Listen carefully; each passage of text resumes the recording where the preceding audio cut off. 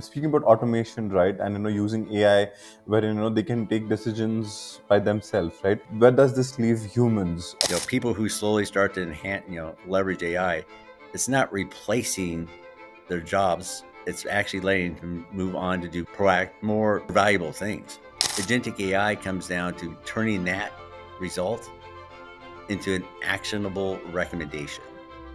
And that's where these agentic AI is really coming into play to help automating things.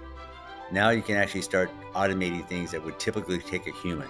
Agentic AI is really a new, nonlinear, non-deterministic software programming paradigm. And from a leadership, we're fundamentally changing how software is being designed. Welcome to Discover Dialogues podcast, powered by Techdogs. The world of business and technology is evolving at breakneck speed. AI breakthroughs, digital transformation, and game-changing innovations are reshaping industries every day.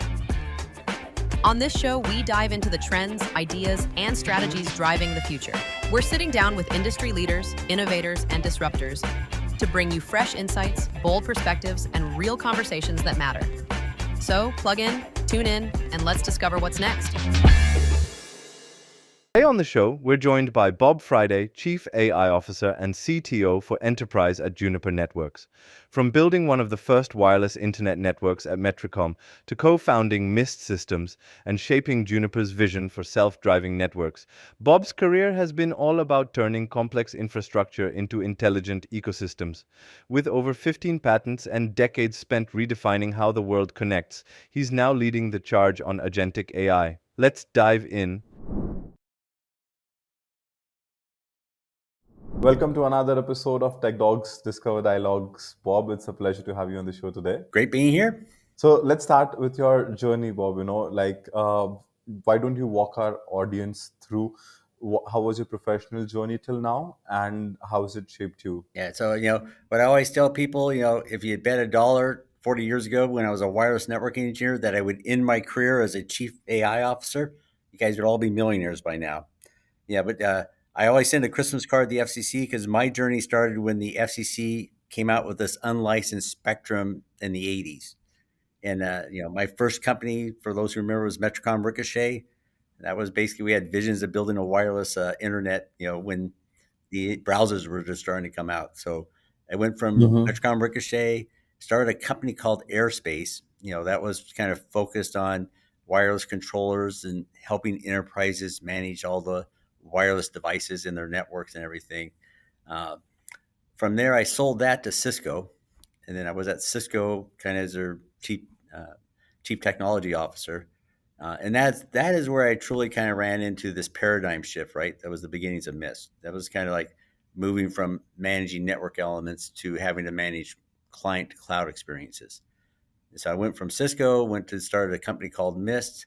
That was really focused on this transition to client to cloud user experience. And then I sold that to Juniper. And then now just recently, Juniper sold to HP. So I'm going to be ending my career as a HP employee. And, for me, this is like a 20-year soap opera, and this is the final episodes. Like, after competing with Aruba for 20 years, I get to see what's behind the curtain now. So during this entire journey, was there a point when you realized the power of wireless and wireless and networking for the future? I think, as I said, when I started at Metricom Ricochet, that was back in the 80s, 90s, and the vision there was, we were going to connect all these laptops, and, the internet was just coming out, that's when it's like unlicensed wireless, and we're trying to build a big outdoor unlicensed mesh network. I say what I learned in that adventure, and I would tell other people, is like, market timing is everything. Wireless internet is not a bad thought. It's just a much better thought when the iPhone came out. So we were probably 10, 15 years ahead of our time trying to build this big wireless network. So I think that is when I realized, wireless was different. Wireless is here for connectivity. And I think when you look at where we are in the journey of wireless, I think if you look at the stats, about 60% of everyone in the world is now connected somehow to the internet. I think clean water and electricity is up there at 90%. So wireless is almost on par with electricity and water. It's become kind of a necessity of life. Between the internet and wireless, it's part of every national economy now. You really can't have an economy unless people are connected. Internet has become, I feel, the fourth necessity of man after food, shelter, and water. Internet is the fourth thing which people cannot survive without today. So, like when I look at your journey, Bob, you've been at the forefront of technology and the shifts that have been happening in this industry, right? And now let's shift some gears and focus on how you're using agentic AI to transform networking today, right? And AI today is not just a buzzword, right? It's been the cornerstone of each and every technology in each and every sector. Let's say, right now with the emergence of self-driving networks, right? And I believe that you have been an instrumental part of this entire shift that has been happening, right? So, Bob, how would you define the self-driving network today, and what role agentic AIs play in accelerating this transition? Yeah, like I said, when I was at Cisco, I was trying to convince some very large retailers to put this mobile experience on their customers' mobile app, and that's when it kind of the light bulb went off when I had this very big customer tell me, "Hey, Bob, we're not going to put anything on this network until you can promise me that your controller stop crashing." They wanted to make sure I could ship them code more than once or twice a year, but more importantly, what they told me is you had to guarantee that that user or that critical business app was going to have a great experience. And that's when I kind of realized there was that fundamental paradigm shift. That we were kind of going from managing network elements to actually managing this complete client to cloud user experience. And that's when I realized that there was a fundamental architectural change between cloud AI ops. Yes, we have to build something that could process data in real time, right? And that's when I started realizing that, hey, with AI, that there was going to be an architectural change, getting data to the cloud and then actually start applying what I'll call fancy math to that data, right? And trying to figure out what's causing bad user minutes, bad user experience minutes. So when people talk about self-driving, I usually give them the analogy of, have you tried the Waymo Uber self-driving car experience yet? No, not really, and I really am a little doubtful to know whether should I try it, because I still the technology in the nascent stage. I would like it to evolve and then see if I can trust it. Yeah, so I would tell you if you ever go to Phoenix, you will go to Phoenix and you'll feel like you're in a sci-fi movie. You will see these self-driving Waymo Ubers pulling up one after another, and people are jumping in, right? Mm-hmm. So that is it. My definition of AI is, AI is not an algorithm or a model or anything. AI is a concept of doing something that you think a human could do. Now, Mm-hmm. I think for most people, I think most self-driving cars people would consider to be kind of a human thing, right? The fact that that car doesn't have a driver in it. I don't know. Would you call that AI if you saw a self-driving taxi going down the road? Would you consider that to be? It is developed on technologies of AI, right? Like large language models and then machine learning. It is identifying, objects on the road, identifying people on the road, and then trying to identify how to navigate through it, basically. So, yes, it is. Yeah, I mean, so it's doing something on par with a human. It's something that typically you would assume that would require a human to do. Now, the other thing is, I mean, you could consider it just to be fancy automation. Hey, Bob, that's not AI. That's just taking automation to the next level. And I think that's the same thing with self-driving networks, right? Mhm. You know, we are basically trying to build something that can manage and operate these networks on par with human IT teams. You know, now relative to the car, you're right. Most IT teams are not ready to hand the keys over to any AI assistant. Um, Exactly. and I think agentic AI is kind of the catalyst. I've been working on this for probably the last 8, 10 years. And I think agentic AI is that catalyst that's going to let us start to get to that self-driving network. In the car case, it was really, convolutional lidar video, right? that's was kind of the technology that really made all that self-driving car. I think agentic AI is really going to be the catalyst for getting us to a self-driving network now. But you mentioned about like whether the IT teams will give the keys of the networks to agents or not, right? Because there's a lot of like dilemma around this topic. Whether would you like to give the entire decision making cycle towards an AI or an agent rather. So, what do you think are the challenges in all of these, and how should enterprises overcome these challenges? Yeah, so it's back to I think the same things, right? You're not ready to get into that self-driving Waymo Uber, right? But what would it take you to finally get into a self-driving Waymo Uber? What would it take you to trust that car to get you from A to B? Mm-hmm. You know, if you look at your personal experience, you know, would it take your friends? Would it take word of mouth? Would it take a report?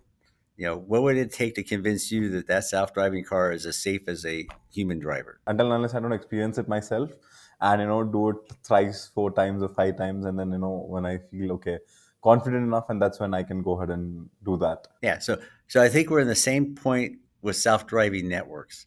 You're going to start to see IT teams slowly start to trust their AI networking assistant.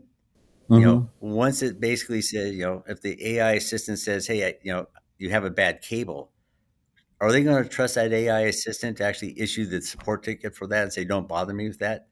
I think that is where we are in the journey for self-driving networks. Now, Mm-hmm. for the car, eventually you have to get into that car, right? At some point, you're going to have to, jump into that self-driving Uber after you've had some trust or experience. I think on the networking side, we're in the same thing.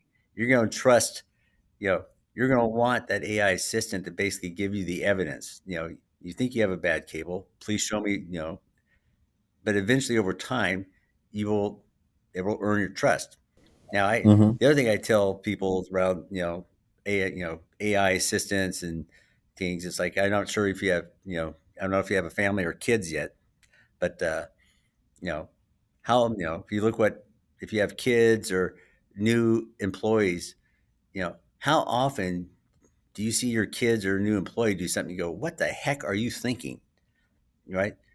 It's like they hallucinated, right? Uh-huh. So I think that's where we are. It's like you guys, you don't expect your AI assistant to be perfect, but you expect it to be on par or better than the employee next to it. So but then so speaking about automation, right? And using AI, where they can take decisions by themselves, right?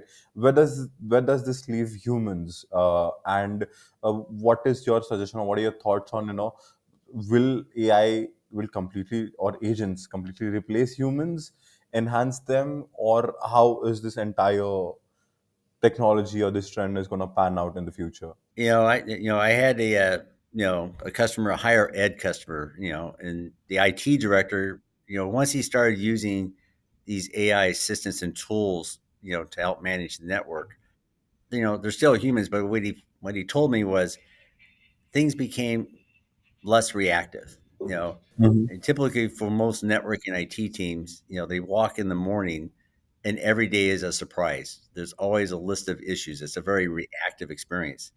When he finally went into more of an AI approach, I would say fancy math helping manage the network, he had much more Mm-hmm. time. He went from reactive to more proactive. He's able to spend his time adding more value to the actual university, right? As opposed to just constantly trying to keep the network up and running day to day. So I Mm-hmm. think that is the biggest thing. People who slowly start to enhance, leverage AI, it's not replacing their jobs. It's actually letting them move on to do more more valuable things. And how are enterprises adopting AI in their networking stack, and what are some of the milestones that enterprises need to track in their journey so that they ensure that they're on the right track from transformation from manual to autonomous systems? Yeah, I mean, I always talk to most of my customers. It's usually around fewer, better user experience, which usually translates into fewer support tickets and faster resolution time. Now, Mm-hmm. interestingly, the other thing, when I left Cisco to start Mist, um, I was finally betting that there was an architectural change, right? It's really hard for a startup to, compete against a large company if you just are developing a new feature. The bet here was that cloud and AI was architecturally a difference going forward. Mhm. And so I think when you look at these enterprises, that is where they're starting to realize that, you actually need a new real-time architecture to actually get the value of an AI assistant. So, in terms of adoption, I think they're on that trust thing. I think they're kind of right where you are with the car. They're trying this new technology, and they're starting to learn how to trust it and trust what it can and cannot do. And so can you share a few real world examples where agentic AI has, dramatically improved network performance or operations for organizations? Yeah, I mean, I think two cases is one case. We had a customer basically complain. They were getting a lot of what we just experienced today on the show. Right, they're having Zoom complaints. They're getting a lot of Zoom complaints from a site in India, um, and they asked us to try to take a look at it. What we ended up Mm-hmm. building was kind of a model that took all the Zoom data, combined it with the network feature data, built a model that could actually predict Zoom latency, jitter, packet loss. And then we took some fancy math called Shapley, right? And then we applied that to basically figure out that what was really happening was, people coming into that site were getting rerouted to Australia. So that's a case where they had a misconfigured VPN. It's what I really call it the needle in the haystack. And that's Mm-hmm. where, agentic AI really start to help. Now that gets down to the root cause, right? Because once you have that model that can start to tell you how each network feature contributes to a bad user minute, then agentic AI comes down to turning that result into an actionable recommendation. And that's where these agentic AI is really coming into play to help automating things. Now you can actually start automating things that would typically take a human, where you're trying to Mm-hmm. debug and troubleshoot things that require you to go to a lot of different data sources to get to the root cause. And then when you get to the root cause, you want your agents to now to be able to fix it. And so that's why, agentic AI, MCP is what I call the next step in the evolution of automation. And it's really the catalyst that's really going to accelerate us into these self-driving networking use cases. Yeah. The other great example is what I would call AI driven support. Um, you know, Customers, as we move into these cloud AI op paradigms, the other thing that's really happening out there is we're starting to see the convergence of product and support. In the past, support and product have been like two separate groups. When you go into a cloud AI ops paradigm architecture, you find that whole support experience changes. And so that's the other place where agentic AI is starting to make a difference in these agents is really between customer support and product is where the other impact is having. Definitely, like customer support is one of the most used examples because right now I'm speaking to Riverside and trying to log in our issue that we've been facing. The AI was trying to talk to me and try to resolve my issues. So yeah, like when we see about AI, right? AI is being used by bad actors as well, like the cyber criminals, and are used by the security teams as well to defend their networks, right? And the line between the because AI is getting integrated into networking and security both, and those lines are blurring, beginning to blur. So where do you see the boundaries between networking, security, and AI blurring, and what does that mean for enterprises? Yeah, this is an interesting one because I think the convergence of networking security. And I talk to a lot of CISOs right now. If you go to a lot of enterprises, security and networking are usually two different groups, two different buying centers. You know, but you look where they get the data, right? The data that I'm using to calculate real time user experience is really the same data that the security wants to use for cyber risk. So I see Mm-hmm. that convergence happening at the data layer, right? Because they're looking for behavior. They're looking for two things from the security side. They want to move to real time, right? which is what we did here at Juniper Mist, right? We went from kind of a reactive more to real time. I want to solve user experience in real time. Same thing with security. You want to basically solve security risk in real time. You don't want to have to wait till tomorrow to figure out something bad is happening inside the network. So I see convergence happening at the data layer, that the same Mm-hmm. data that is being used for networking user experience is going to also be used by security for cyber risk. Okay, and they're looking for things a lot of east west, right? They're looking for unusual traffic across the network, either east west, or they're looking for traffic going somewhere where it shouldn't go, right? It's going to some country that they don't expect it to go to. Definitely. So, Bob, like because we've discussed about building self-driving networks, and AI-driven infrastructures, right? And all of this to ensure that it is successful. I believe there's a leadership angle that plays a huge role into getting all of these technologies from just proof of concepts to deploying them on the enterprise tech stack, right? So let's shift the gears a bit, and let's our audience would like to hear some leadership advice from you, because you've been at the forefront of the entire technological shifts, right? So my first question to you in this segment would be, how do you foster a culture that embraces experimentation, especially in areas where the outcomes aren't guaranteed yet, like something like an agentic AI, right? Because uh, the outcomes, we don't know what are the outcomes going to look like, by when will we reach that stage. But so what is your take on this? Really, in the context of agentic AI, I mean, I also tell people that agentic AI is really a new, nonlinear, non-deterministic software programming paradigm. You know, and from a leadership, we're fundamentally changing how software is being designed.